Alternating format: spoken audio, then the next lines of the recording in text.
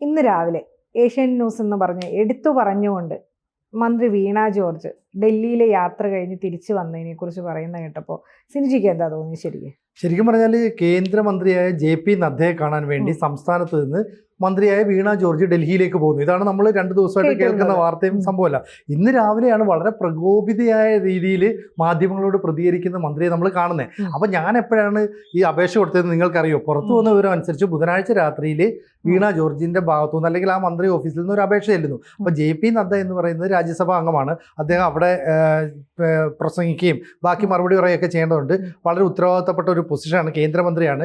ഇനി BJPയുടെ ഉത്തരവാദിത്തപ്പെട്ട ഒരു പദവി വഹിക്കുന്നുണ്ട്. അപ്പോൾ ഇതെല്ലാം കൂടെയുള്ള ഒരു വ്യക്തിയെ കാണണമെങ്കിൽ 2-3 ദിവസം മുമ്പെയൊക്കെ അപ്പോയിൻമെൻറ്റ് ചോദിക്കേണ്ടി വരും സ്വാഭാവികമായിട്ടും. ഇവിടെ എന്താ പറയുന്നത്, കേരളത്തിലെ ആശാ വർക്കർമാർക്ക് വേണ്ടിയിട്ട് അവരുടെ കാര്യം സംസാരിക്കാൻ വേണ്ടിയിട്ട് ഞാൻ ഡൽഹിയിലേക്ക് പോകുന്നു, ഇങ്ങനെ ഒരു നരേറ്റീവ് സൃഷ്ടിക്കുന്നു. സത്യത്തിൽ പോയത് ക്യൂബയിലെ ഉപപ്രധാനമന്ത്രി അടക്കമുള്ളവരെ കാണാൻ വേണ്ടിയിട്ടാണെന്നാണ് പറയുന്നത്. അപ്പോൾ ഇതിനു വേണ്ടി പോകുന്ന വീണ ജോർജ് ഇതിൻ്റെ കൂട്ടത്തിൽ എന്നെങ്കിൽ പിന്നെ അവിടെ പോയിട്ട് ബാക്കിയുള്ളവരെ കൂടെ കണ്ടേക്കാം, അല്ലെങ്കിൽ JP നദ്ദയെ ഒന്ന് കണ്ടേക്കാം എന്നാണ് പറയുന്നത്. അപ്പം മാധ്യമങ്ങൾ അത് റിപ്പോർട്ട് ചെയ്യുകയും ഒരു ചാനൽ ആ കാര്യം രാവിലെ മുതൽ റിപ്പോർട്ട് ചെയ്യപ്പെടുകയും ചെയ്തപ്പോൾ മന്ത്രി പ്രകോപിതയായി. എന്തിനാണ് പ്രകോപിതയാകുന്നത്? മന്ത്രിയോട് ചോദിക്കുന്നുണ്ട്, ശരി നിങ്ങൾ എപ്പോഴാണ് പിന്നെ കൊടുത്തത്, അപേക്ഷ എപ്പോഴാണ് കൊടുത്തതെന്ന് പറഞ്ഞുകൂടെ എന്ന് ചോദിച്ചപ്പോൾ അതൊക്കെ എന്തിനാണ് നിങ്ങളോട് പറയുന്നത്? അപ്പം വീണ ജോർജ് മുമ്പ് ഒരു മാധ്യമ പ്രവർത്തകയായിരുന്നു. അപ്പോൾ ആ ഒരു മര്യാദ മറ്റു മാധ്യമ പ്രവർത്തകരോടും കാണിക്കാൻ, അതെ അതൊന്നും കാണിച്ചില്ല.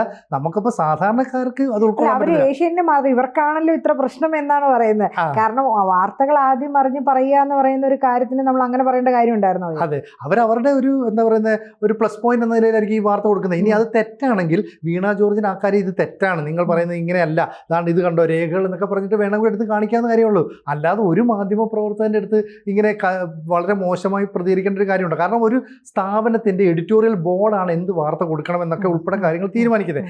ആ റിപ്പോർട്ടർ ചെന്ന് അതിനെക്കുറിച്ച് ഒരു അഭിപ്രായം ചോദിക്കുമ്പോൾ വീണ ജോർജ് പൊട്ടിത്തെറിക്കുക, എനിക്ക് മറ്റു മാധ്യമങ്ങൾ അവിടെ നിൽക്കട്ടെ, ആദ്യം ഇവർക്കല്ലേ പ്രശ്നം, ഇവരുടെ പ്രശ്നം തീർക്കട്ടെ, ഇവർക്ക് എന്താ പ്രശ്നം? അപ്പോൾ ഈ പ്രശ്നം എന്ന് പറയുന്നത് വീണ ജോർജ് കേരളത്തിൽ സമരം നടത്തുന്ന, സെക്രട്ടേറിയറ്റിന് മുന്നിൽ സമരം നടത്തുന്ന ആശാ വർക്കർമാരുടെ പ്രശ്നം പരിഹരിക്കാനല്ല പോയത്. ഇതാണ് ചാനൽ പറയുന്നത്. അപ്പോൾ ഒരു ചാനലല്ല, ഒരു പത്രമല്ല, എല്ലാ മാധ്യമങ്ങളും പറഞ്ഞു.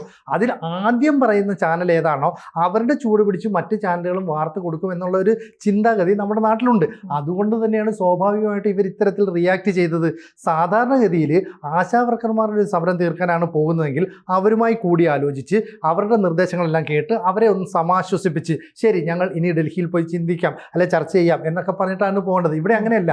ആശാ വർക്കർമാർ ഉന്നയിച്ച മുഴുവൻ ആവശ്യങ്ങളും സംസ്ഥാന സർക്കാർ തിരസ്കരിക്കുക ചെയ്തത്. ഏതാണ്ട് 21,000 രൂപ അവർക്ക് ഓണറേറിയം ശമ്പളം എന്നുള്ള രീതിയിൽ നൽകണം, മാത്രമല്ല അവരെ സർക്കാർ ജീവനക്കാരൊക്കെ ആയിട്ട് അംഗീകരിക്കണം, ഇങ്ങനെ പല ആവശ്യങ്ങൾ അവർ ഉന്നയിച്ചു. ഇതൊന്നും തന്നെ ഉൾക്കൊള്ളാൻ സംസ്ഥാന സർക്കാരിന് സാധിച്ചില്ല. അപ്പോൾ ഈ ചർച്ച കംപ്ലീറ്റ് ആയിട്ട് പരാജയമായിരുന്നു. അങ്ങനെ പരാജയപ്പെട്ട ഒരു ചർച്ചയിൽ പങ്കെടുത്ത മന്ത്രി പിന്നെ ആശാ വർക്കർമാരോട് വളരെ മോശമായി പെരുമാറി എന്നാണ് പറയുന്നത്. നമുക്കറിയില്ല, കാരണം കുറച്ച് ആശാ വർക്കർമാർ ഈ മന്ത്രിയെ കാണാനായിട്ട് മന്ത്രിയുടെ വീട്ടിലെത്തി, അല്ലെ? വീട്ടിലെത്തിയപ്പോൾ വീട്ടിൽ ഭർത്താവ് ഉൾപ്പെടെയുള്ളവർ പറഞ്ഞു അത്ര ഇവിടെ മന്ത്രി വീട്ടുകാരെയും കാണത്തില്ല.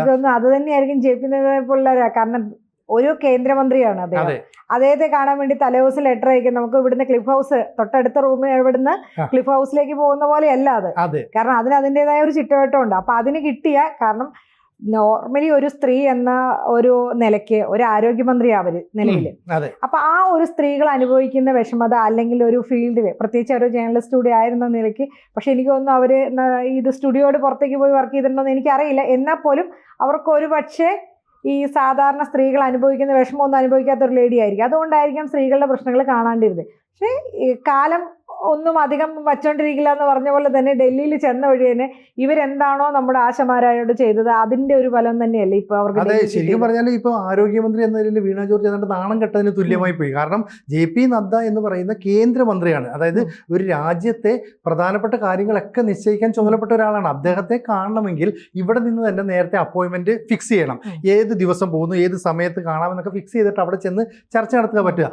അല്ലാതെ ഞാൻ ഡൽഹി വരെ പോകുന്നുണ്ട്, എന്നെ പോകുന്ന വഴിക്ക് JP നദ്ദ കാണാം, JP നദ്ദ ഞാൻ പ്രസിഡന്റ് വരണ്ടല്ലോ, എന്നാ വഴി പോയിട്ട് വരുമ്പോ ഒന്ന് കയറിയിട്ട് ചായ കുടിച്ച് 2 വർത്താനം പറഞ്ഞിട്ട് വരാമെന്ന് വിചാരിച്ചിട്ടുണ്ടോ? അതെ, അങ്ങനെ വിചാരിച്ചു. അപ്പൊ അതിനെ മാധ്യമങ്ങൾ ശരിക്കും പറഞ്ഞാൽ പൊളിച്ചടുക്കി. അതാണ് ഇവിടുത്തെ പ്രശ്നം. അപ്പൊ മാധ്യമങ്ങൾ പറയുന്നത് വീണ ജോർജ് ഡൽഹിയിലേക്ക് പോയതിന്റെ ഉദ്ദേശം ആശാ വർക്കർമാരുമായി ബന്ധപ്പെട്ട സമരം പരിഹാരം കാണാനല്ല, മാത്രമല്ല അവർക്ക് ക്യൂബൻ പ്രതിനിധി സംഘവുമായിട്ട് ചർച്ച നടത്താനാണ് പോയത്. അപ്പൊ അതിനെ മറച്ചു വെക്കാൻ ഇന്ന ഒരു കാര്യം പറയുന്നു. ഇതാണ് മാധ്യമങ്ങൾ പറയുന്നത്.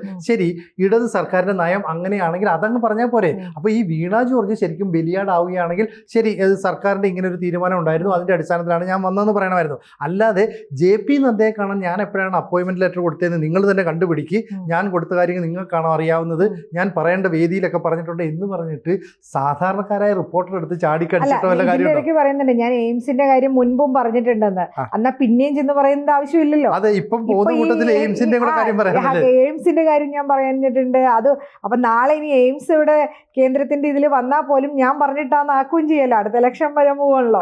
ഇതൊക്കെ കണ്ടിട്ടാണ് ആള് ഇതെനിക്ക് പറഞ്ഞതെന്ന് എനിക്ക് തോന്നുന്നു. പക്ഷെ അതുകൊണ്ട് എന്ത് സംഭവിച്ചു എന്ന് പറഞ്ഞാല് സമൂഹത്തിന്റെ മുന്നിൽ വീണ ജോർജ് എന്ന് പറയുന്ന മന്ത്രിക്ക് ഇതുവരെ ഉണ്ടായിരുന്ന ഒരു ഇമേജ് അതിനൊരു കോട്ട സംഭവിച്ചിട്ടുണ്ട്. കാരണം കഴിഞ്ഞ ദിവസം ഈ സമരം ചർച്ച നടത്തിയതിനു ശേഷം ആശാപ്രവർത്തകർ പുറത്തേക്ക് വന്നേച്ച് പറഞ്ഞത് ഈ ആരോഗ്യമന്ത്രിയായ വീണ ജോർജ് രാജിവെക്കണം, അവർക്ക് സാധാരണക്കാരായ സ്ത്രീകളുടെ പ്രശ്നങ്ങൾ മനസ്സിലാക്കാൻ കഴിയുന്നില്ല, അവർ യാതൊരുവിധ കാര്യങ്ങളും ഉൾക്കൊള്ളുന്നില്ല, ഞങ്ങൾ പറയുന്ന ന്യായമായ കാര്യങ്ങളാണ്, ഞങ്ങൾ എങ്ങനെയാണ് ഒരു കുടുംബ ജീവിതം മുന്നോട്ട് കൊണ്ടുപോകുന്നത്. എന്നിട്ട് ഇവർ പിന്നീട് പറയുന്നത് അറിയോ, പിന്നെ ചില സംഘടനകൾ ഈ സമരത്തെ ഹൈജാക്ക് ചെയ്യുന്നു എന്ന് പറയുന്നുണ്ട്. പോലുള്ള പാർട്ടികളെ സ്പോൺസർ ചെയ്യുന്ന എന്നുള്ള രീതിയിലാണ് സംസാരിക്കുക. കാരണം ഇത് സാധാരണക്കാരായ അമ്മമാരല്ലേ, ഈ അമ്മമാരും സഹോദരിമാരും അവരുടെ കുഞ്ഞുങ്ങളുമായിട്ട് അവിടെ വന്നിരിക്കുന്നു, അതിൻ്റെ ഇടയ്ക്ക് മഴ പെയ്യുന്നു. ഇപ്പൊ ഈ നമ്മൾ ഈ സംസാരിക്കുന്ന നിമിഷത്തിലെയും കാറ്റും മഴയും കൊണ്ടിന്ന് അവരവിടെ അടുത്ത വെയിലത്ത് അവരെ സഹായിക്കാൻ മുന്നോട്ട് വന്ന മന്ത്രിയെ പറഞ്ഞ CI2വിന്റെ നേതാക്കന്മാർ പറഞ്ഞത് നമ്മൾ കേട്ടതല്ലേ. അപ്പൊ ഈ ഇടതുപക്ഷം മൊത്തത്തിൽ പ്രത്യേകിച്ച് വീണ ജോർജിനെ പോലെ ഒരു സ്ത്രീ ആയിട്ടുള്ള മന്ത്രി പോലും നമ്മുടെ ഈ അമ്മമാരെ സഹോദരിമാരുടെ വേദന കാണുന്നില്ലേ? അങ്ങനെ പറയണ്ടോ. ഇപ്പൊ ഇവർ പറയുന്നത് അറിയോ, ഈ SUCI എന്ന് പറയുന്ന സംഘടന ഇവരെ ഹൈജാക്ക് ചെയ്തു. നേരത്തെ പറഞ്ഞു കേട്ടത് ഈ ജമാഅത്ത് ഇസ്ലാമി പോലെയുള്ള സംഘടനകളുടെ ഒരു പ്രേരണയിലാണ് ഇവർ സമരരംഗത്തേക്ക് വന്നത്. പോപ്പുലർ ഫ്രണ്ടിന്റെ ഉൾപ്പെടെയുള്ളവർ ഉണ്ട്, പോപ്പുലർ ഫ്രണ്ട് അല്ല, നമ്മൾ SDPയുടെ പിന്തുണയിലാണെന്നൊക്കെ പറയുന്നു. ആരുടെ പിന്തുണയിലായിക്കോട്ടെ, ഇവർ മുന്നോട്ട് വെക്കുന്ന ആവശ്യങ്ങൾ ന്യായമല്ലേ? അവർക്ക് ശമ്പളം കൂട്ടിക്കിട്ടോ, 21,000 രൂപയോളം വേണം, അവരെ സർക്കാർ ജീവനക്കാരായിട്ട് അംഗീകരിക്കണം, അവർക്ക് 62 വയസ്സ് കഴിഞ്ഞാൽ ഉടനെ നിർബന്ധിതമായ വിരമിക്കൽ അതൊന്നും നൽകരുത്. ഞാൻ 1-2 ആശമാരോട് സംസാരിച്ചായിരുന്നു. അപ്പൊ ആ ചേച്ചിമാരെ നമ്മളോട് പറഞ്ഞതും 21 രൂപ അല്ലെങ്കിൽ 20 രൂപ അവർക്ക് ഇന്ന് വരെ തികച്ചു കിട്ടിയിട്ടില്ല. അങ്ങനെ ഒരു നിലയിൽ അങ്ങനെ ഒരു സാഹചര്യവും കൂടെ നമ്മുടെ ഇവിടെ പോകുന്നുണ്ട്.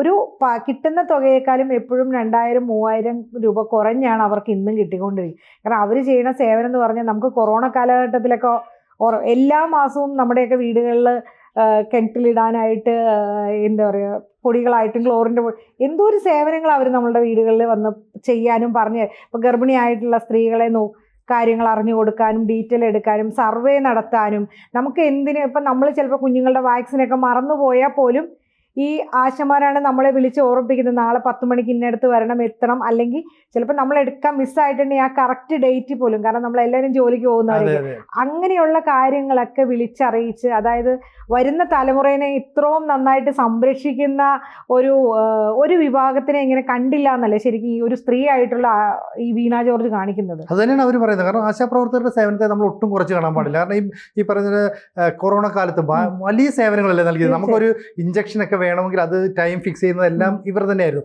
അത്തരത്തിൽ സേവനം ചെയ്യുന്ന ഇവർ 24 മണിക്കൂറും പ്രവർത്തിക്കാൻ ഇവർ സജ്ജരാണ്.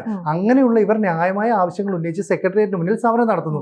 അത് കൊടും വെയിലത്താണ്, വലിയ ടാർപോളിനൊക്കെ കിട്ടിയിട്ട് പിന്നീട് ശക്തമായ മഴ വരുന്നു. അപ്പോഴും അവിടെ തന്നെയാണ്.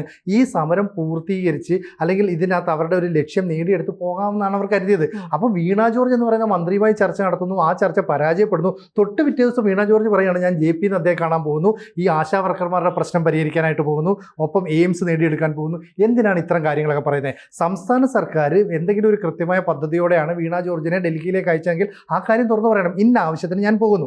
അതിനുശേഷം അടുത്ത ആഴ്ചയായിരിക്കും JP നദ്ദയുമായി കൂടിക്കാഴ്ച നടത്തുന്നത്. അദ്ദേഹം തിരക്കുള്ള കേന്ദ്രമന്ത്രിയാണ്. ഇതൊന്നും പറയാതെ ഈ മന്ത്രി കാണിച്ച ഒരു പൊള്ളയായ കാര്യങ്ങൾ അതിനെ മാധ്യമങ്ങൾ തുറന്നു കാണിച്ചപ്പോൾ അവർ പൊട്ടിത്തെറിക്കാണ് ഉണ്ടായത്. എന്തായാലും ഈ സ്ത്രീകൾ ഉൾപ്പെടെയുള്ള ആശാപ്രവർത്തകരുണ്ടല്ലോ, അവർക്ക് ഈ മന്ത്രിയുടെ നിലപാടിനോട് അവരുടെ പ്രവർത്തനത്തോട് ഒട്ടും യോജിപ്പില്ല. അങ്ങനെ യോജിപ്പില്ലെങ്കിൽ വിയോജിപ്പുണ്ടാകാം, അല്ലെ, വിമർശനങ്ങളുണ്ടാകാം. അതിനെ സഹിഷ്ണുതയോടെ നേരിട്ടുകൊണ്ട് അതിന് കൃത്യമായ ഒരു മറുപടി നൽകുക. അല്ലാതെ അവരോട് ചാടിക്കടിച്ചിട്ടോ അവരെ മോശക്കാരായിട്ടോ അല്ലെങ്കിൽ SUCയും ജമാഅത്ത് ഇസ്ലാമിയും പോലുള്ള സംഘടന ഹൈജാക്ക് ചെയ്തു എന്നൊക്കെ പറഞ്ഞിട്ട് അവരെ അപമാനിക്കുക, അതൊട്ടും ശരിയായ നിലപാടല്ല. ചുരുക്കം പറഞ്ഞാൽ വീണ ജോർജിന് ഡൽഹിയിൽ പോയിട്ട് യാതൊന്നും നേടാനാവാതെ താൻ പറഞ്ഞ കള്ളങ്ങളെല്ലാം പൊളിഞ്ഞ അവസ്ഥയിൽ തിരിച്ചു പോരേണ്ടുവന്ന ഒരു സാഹചര്യം ഉണ്ടായി. അതാണ് വീണയെ പ്രകോപിപ്പിച്ചതെന്ന് നമുക്ക് പറയേണ്ടി വരും, അല്ലേ? ആശമാരുടെ ശാപം കൂടിയാന്ന് വേണമെങ്കിൽ പറയാത്.